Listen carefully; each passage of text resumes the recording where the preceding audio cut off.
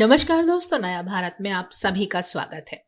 आज हम एक नजर डालेंगे संभल के सीईओ की चेतावनी पर। जी हाँ, संभल के सीईओ ने कहा है कि ईरान के लिए छाती पीटने वालों का बढ़िया इलाज होगा। जी हाँ, उत्तर प्रदेश के संभल जिले से पुलिस प्रशासन का एक बयान इन दिनों काफी चर्चा में है।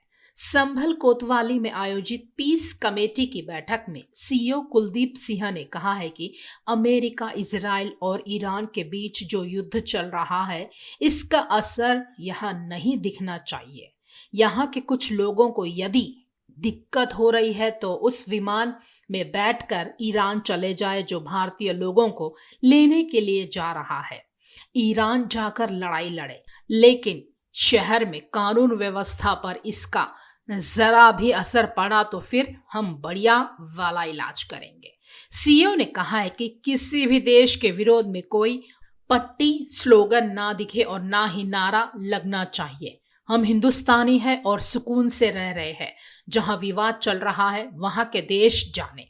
कुछ लोग सोशल मीडिया पर तरह तरह की रील्स बनाकर वायरल कर रहे हैं। पुलिस की एक टीम निगरानी कर रही है। आपत्तिजनक वीडियो वायरल की गई तो सख्ती से निपटा जाएगा।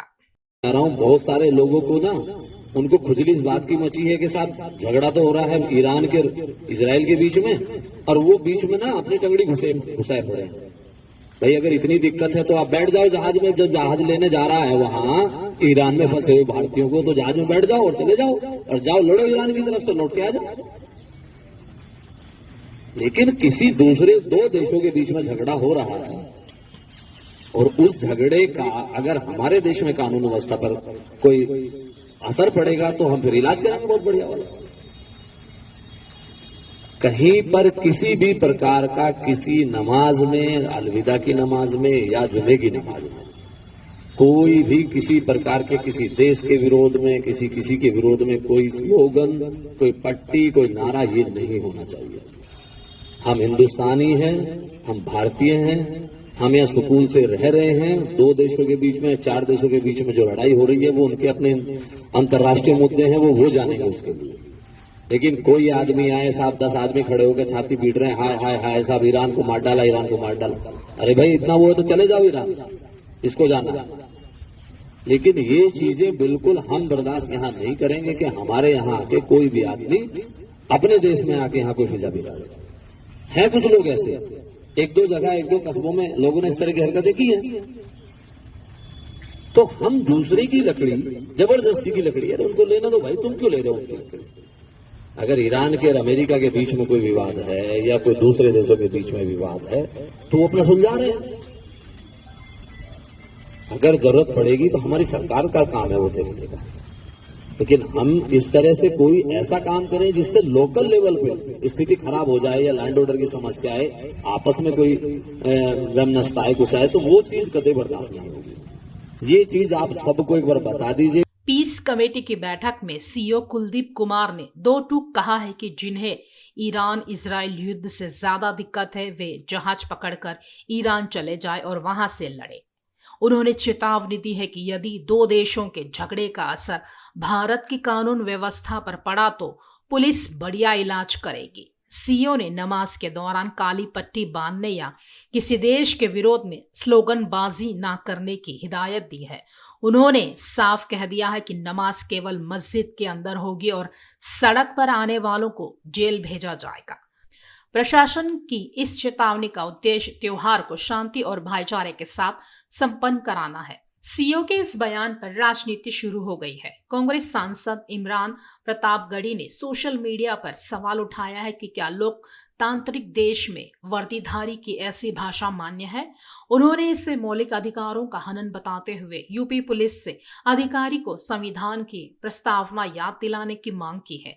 वहीं एआईएमआईएम के प्रदेश अध्यक्ष शौकत अली ने और भी सख्त लहजे में कहा है कि अधिकारी की भाषा संवैधानिक शपथ वाली नहीं बल्कि किसी अपराधी या सड़क छाप गुंडे जैसी लग रही है। शौकत अली ने सीईओ कुलदीप कुमार की भाषा को मुसलमानों को डराने धमकाने वाला और असंवैधानिक करार दिया है। उन्होंने सवाल उठाया है कि एक जिम्मेदार पद पर बैठकर ऐसी धमकी देना संविधान की मूल भावना के खिलाफ है।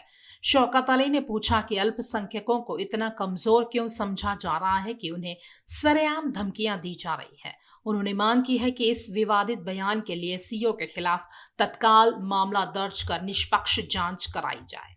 और जो मुसलमानों का हाल है वो भी छिपा नहीं किससे, आप देख लो सीईओ साहब क्या कह रहे हैं संभल में। देखिए, बाकी धर्मों के धार्मिक उत्सव सड़क पे हो जाएंगे, लेकिन वो कह रहे हैं एक पैर अगर बाहर रख दिया किसी ने नमाज पढ़ते हुए मस्जिद से या ईदगाह से तो देख लेना, पर खैर नहीं। और वो कह रहे हैं कि साहब ईरान पे आप क्यों कर रहे हो, ईरान पे यहाँ क्यों प्रोटेस्ट, क्यों हाय तौबा कर रहे हो। जब बांग्लादेश में कुछ होता तो हाय तौबा यहाँ होनी चाहिए, जब पाकिस्तान में कुछ होता हाय तौबा होनी चाहिए, लेकिन ईरान में अगर कुछ हुआ है तो यहाँ हाय तौबा नहीं होनी चाहिए, क्योंकि सरकार के लोगों को अच्छा नहीं लग रहा है। जब वो यहाँ नंगा नाच करवाते हैं अपने जो है जिनको संरक्षित गुंडों से, तब कुछ नहीं। यही बातों को हमें समझना है कि वो चाहते क्या हैं और वो उनका लक्ष्य क्या है। आपको अपने काम पे ध्यान देना है। तमाम सियासी बयानबाजी के बीच धरातल पर सुरक्षा व्यवस्था काफी सख्त है। कई थानों की फोर्स को संवेदनशील इलाकों में गश्त पर लगाया गया है। खुफिया इनपुट के आधार पर पुलिस को आशंका है कि नमाज के बाद अंतर्राष्ट्रीय घटनाओं को लेकर प्रदर्शन हो सकता है। पुलिस ने स्थानीय धर्मगुरुओं से शांति की अपील की है। अधिकारियों का कहना है कि किसी को भी कानून हाथ में लेना या रील बनाने के नाम पर हुड़दंग करने की इजाजत नहीं दी जाएगी, वरना कड़ी कानूनी कार्रवाई तय है।